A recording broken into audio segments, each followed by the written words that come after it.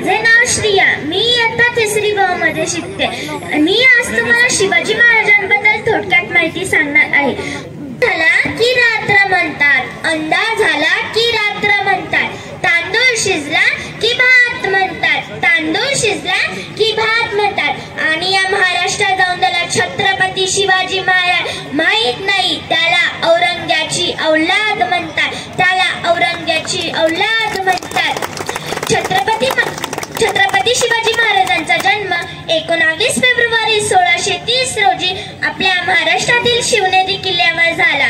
जिजाऊंनी त्यांच्यावर उत्तम संस्कार केले होते. छत्रपती शिवाजी महाराज हे मराठा साम्राज्याचे संस्थापक व आदर्श राजा होते. शिवाजी महाराजांच्या आईचे नाव जिजाबाई व वडिलांचे नाव शहाजीराजे भोसले असे होते. शिवाजी महाराजांनी पहिला किल्ला तोरणा हा जिंकला होता.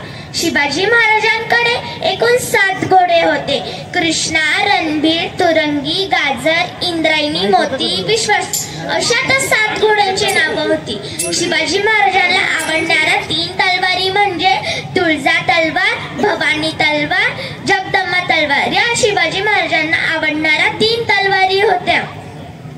जय भवानी, जय शिवाजी. धन्यवाद.